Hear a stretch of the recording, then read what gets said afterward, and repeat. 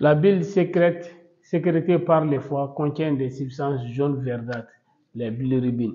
Bonjour et bienvenue dans cette vidéo. On va vous montrer une technique très simple pour faire la recherche des pigments biliaires dans les urines. Pour ceux qui n'ont pas la bandelette à 10 paramètres qui comporte une paramètre concernant les pigments biliaires, on va utiliser la méthode au Ligol. C'est une technique très simple et très rapide. On vous explique. Les pigments biliaires, ils proviennent de la dégradation des globules rouges. C'est-à-dire la durée normale, la vie normale des globules rouges, c'est entre 100 et 120 jours, n'est-ce pas? Lorsque les globules rouges atteignent 120 jours, ils sont détruits au niveau de la rate, n'est-ce pas? Et vous savez que l'hémoglobine et le globule rouge contient des éléments, l'hémoglobine et puis l'hème plus la globine plutôt, n'est-ce pas? Et maintenant, l'hème là que vous voyez est dégradé. Il y a un élément très important qu'on a, le fer, n'est-ce pas? Et c'est grâce au fer que l'oxygène se fixe au globule rouge, n'est-ce pas? Et le fer continue dans l'hème. Lorsque l'hème est dégradé, le fer est recyclé pour le nouveau globule rouge. Par contre, la globine, lorsqu'elle est dégradée en acide aminé, d'accord? Maintenant, les parties non intéressantes, et ils vont être convertis en bilirubine, d'accord? Et sous l'action des hémo-oxygénase, d'accord? Avec l'action d'hémo-oxygénase, vous allez voir que c'est converti en bilirubine.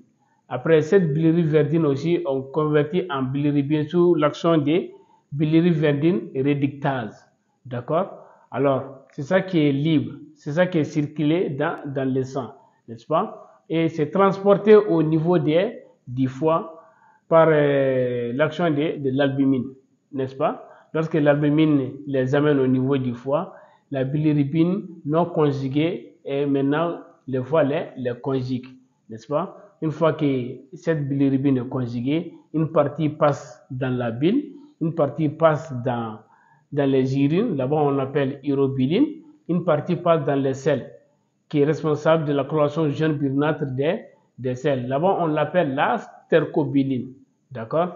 Lorsque cette bilirubine est présente dans les urines, on l'appelle urobiline. C'est ça qui est responsable aussi de la coloration jaunâtre des urines. Et c'est ça qui est responsable aussi de la coloration jaune brunâtre des selles. D'accord? Alors, pour ce faire, on va vous parler d'abord des conditions de prélèvement. De préférence, il faudra avoir les urines matinales. Parce que cette urine matinale, vous allez voir qu'il y a une concentration des éléments dans les urines matinales. J'ai compris? Vous avez besoin des types, vous avez besoin du Ligol, de la pipette de transfert. La technique, elle est très simple. On va utiliser les deux échantillons pour vous montrer quand c'est positif et quand c'est négatif. Lorsqu'il y a la présence des pigments biliaires et lorsqu'il n'y a pas la présence des pigments biliaires. Alors, nous allons commencer ici d'abord.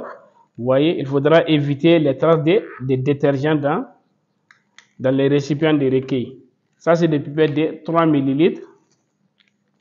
Vous allez mettre 4 ml dans les tubes à essai. Ça, c'est 3 ml. Vous allez ajouter 1 ml. Voilà. Maintenant, et puis vous allez ajouter 4 gouttes de Ligol. Regardez bien, 4 gouttes de Ligol. 1, 2, 3, 4. Et vous allez mélanger et observer aussitôt la coloration. Regardez, vous voyez, il y a une légère coloration brunâtre. Ça veut dire que la réaction, elle est négative ici. D'accord? Vous voyez comment est la coloration, n'est-ce pas? Ça, c'est lorsque la réaction est négative. Maintenant, on va passer avec l'autre échantillon. On va encore on va pipetter 4 ml dans le deuxième type.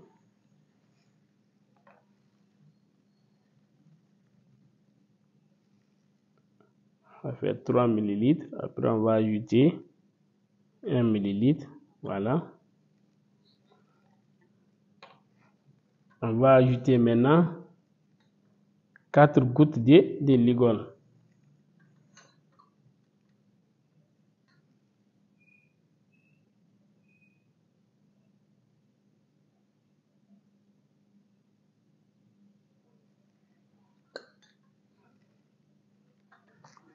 On va mélanger.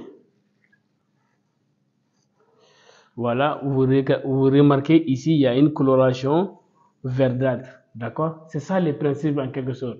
On dit quand on ajoute de l'iode ou teinture d'iode ou Ligol à des urines contenant des pigments biliaires, on obtient une coloration verdâtre. D'accord? Maintenant, vous voyez les principes. Ça veut dire que ici, les pigments biliaires, c'est lié au Ligol. D'accord? Pour former le complexe coloré qui est verdâtre comme ça. On a la réaction qui est négative ici et ici, voici la réaction qui est positive. Alors maintenant, on va passer à l'interprétation des résultats. Alors pour l'interprétation des résultats, il faudra savoir que pour que ici, les pigments biliaires soient présents dans les urines, il faut à la faveur de certaines circonstances. Et ces circonstances sont soit d'abord les maladies hépatiques, cirrhose du foie ou les tumeurs du foie. On peut les rencontrer aussi en cas de liquage biliaire, parce que quand on parle de liquage biliaire, ça veut dire que l'écoulement normal des pigments biliaires ne se passe pas normalement, d'accord? C'est-à-dire que ces pigments n'arrivent pas à pénétrer dans la bile, d'accord? On court aussi des anémies, comme des anémies hémolytiques. Ça, il faudra les comprendre, parce qu'on a dit qu'ils proviennent de la dégradation des globules rouges. Alors, s'il y a hémolyse, il faudra savoir que ces pigments biliaires seront en quantité excessive dans les urines, d'accord? Et en cas d'ictère, soit ictère par hépatique ou ictère par rétention. Un bon travailleur, c'est celui qui fait son labeur quotidien avec amour et conscience.